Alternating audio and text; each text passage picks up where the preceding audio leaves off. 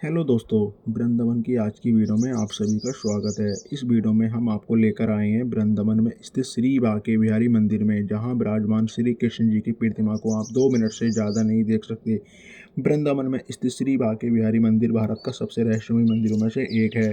वृंदावन में स्थित श्री कृष्ण जी की प्रतिमा को कहाँ से आई, इसका क्या रहस्य है, बड़ा ही रोचक माना जाता है। इस मंदिर के बारे में अद्भुत रहस्य छुपे हुए हैं, जिन्हें जानकर आप भी हैरानी में पड़ जाएंगे। दोस्तों, इस वीडियो को पूरा जरूर देखना है ताकि आपको पूरी बातों का पता चल सके। स्वागत करता हूं वृंदावन दर्शन में।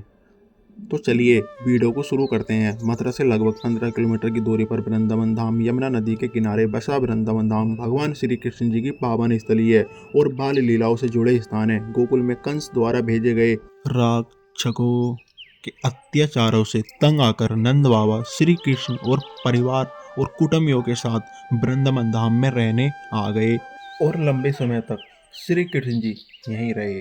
वृंदावन धाम में श्री कृष्ण जी की लीलाओं और वर्णन प्राचीन ग्रंथों में मिलते हैं और वृंदावन धाम भगवान श्री कृष्ण और राधा रानी के प्राचीन मंदिर हैं और इन्हीं प्राचीन मंदिरों में से एक है श्री बांके बिहारी मंदिर। इस मंदिर को भारत के सबसे रहस्यमयी मंदिरों में से एक माना जाता है। दूर दूर से लोग यहाँ आकर श्री बांके बिहारी जी के दर्शन करते हैं। श्री बांके बिहारी जी के मंदिर का निर्माण सन 1864 ईस्वी में स्वामी हरिदास जी ने कराया था। स्वामी हरिदास जी प्राचीन समय के मशहूर गायक तानसेन के गुरु थे। स्वामी हरिदास जी श्री कृष्ण जी के अनन्य भक्त थे। वे वृंदावन में स्थित निधि वन में भजन गाया करके श्री कृष्ण जी की भक्ति किया करते थे। दोस्तों, आपको जानकर हैरानी होगी, स्वयं राधा रानी श्री कृष्ण दर्शन दिया करते थे। एक बार स्वामी हरिदास जी को बिहारी जी की मूर्ति निकालने का सपने में आदेश हुआ।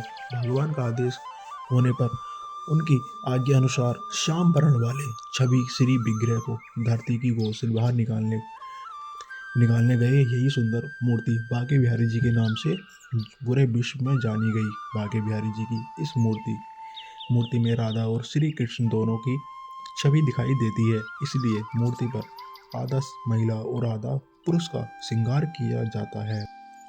बांके बिहारी जी की छवि के मध्य एक अलौकिक प्रकाश की अनुभूति होती है, जो कि बांके बिहारी जी में राधा तत्व का परिचायक है। काफी लंबे समय तक श्री बांके बिहारी जी की यह प्रतिमा निधि वन में रही थी और काफी लंबे समय तक स्वामी हरिदास जी निधि वन में श्री बांके बिहारी जी की इस प्रतिमा की सेवा करते रहे। बाद में मंदिर का निर्माण हुआ, तब इस मंदिर में स्थापित किया गया। माना जाता है कि मंदिर में मूर्ति स्थापना के बाद एक दिन स्वामी हरिदास जी ने निधि वन में स्थित अपनी कुटिया में प्रातःकाल बिस्तर पर किसी को रजाई ओढ़ते हुए देखा। यह देखकर स्वामी जी बोले, मेरे बिस्तर पर कौन सो रहा है? वह श्री बांके बिहारी जी स्वयं सो रहे थे। शब्द सुनकर बिहारी जी वहां से भाग निकले, किंतु वे चूड़ा बंसी बिस्तर पर ही छोड़ गए। इसके पश्चात श्री बांके बिहारी जी के मंदिर पुजारी जी ने मंदिर के कपाट खोले तो उन्हें श्री बांके बिहारी जी के पालने में चूड़ा और बंसी नजर नहीं आई। तब जबकि मंदिर का दरवाजा बंद था, इस पर सभी आश्चर्यचकित हो गए। स्वामी हरिदास जी के पास पहुंच गए। श्री बांके बिहारी जी की बंसी चूड़ा को पाया गया। प्रमाणित होता है कि श्री बांके बिहारी जी नित्य रास करने निधि वन जाते हैं। इसी कारण से प्रातः श्री बांके बिहारी जी की मंगल आरती नहीं होती है, क्योंकि रात्रि में रास करके बिहारी जी यहाँ आते हैं।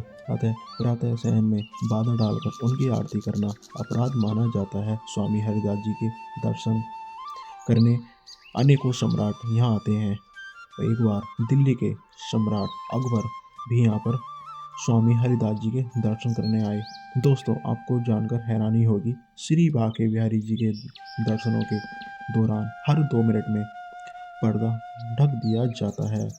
ऐसा इसलिए किया जाता है कि लाल भक्तों के वशीभूत हो जाते हैं। श्री बांके बिहारी जी इतने नटखट हैं, जब कोई सच्चा भक्त उनकी आंखों में आंखें डालकर निहारता है तो बांके बिहारी जी भक्तों के प्यार में वशीभूत हो जाते हैं, उसी के साथ चले जाते हैं।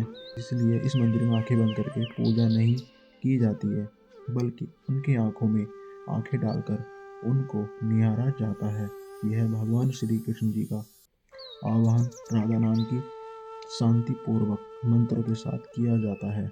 मंदिर का सबसे रोचक किस्सा यह है कि इस मंदिर में कोई भी शंख या घंटी नहीं है। माना जाता है कि बांके बिहारी जी को इन उपकरणों की आवाज़ पसंद नहीं है। मंदिर में आकर भक्तों का अद्भुत शांति और आनंद प्राप्ति होती है। पूरे साल भक्तों का आगमन होता है। चलिए श्री बांके बिहारी जी को बांके बिहारी जी क्यों कहा जाता है, अब आपको बताते हैं। भगवान श्री कृष्ण जी को सभी प्रतिमाओं को बांके बिहारी जी नहीं कहा जाता है। केवल छोटे पैर, बांसुरी, कमर को टेढ़ा किए हुए एक पैर को दूसरे पैर पर पैर के सामने रखी हुई मुद्रा को ही बांके बिहारी कहा जाता है। बांके बिहारी जी के दर्शन रात 9 बजे से लेकर 12 बजे तक होते हैं और शाम को 6 बजे से लेकर रात्रि 9 बजे तक होते हैं। तो यह है श्री बांके बिहारी जी की संपूर्ण जानकारी, और यहाँ के बंदरों से आपको सतर्क रहना है। और आज की ब्रज यात्रा में आज का वीडियो कैसा लगा, तो कमेंट बॉक्स में श्री राधे राधे अवश्य लिखें और चैनल को सब्सक्राइब करें।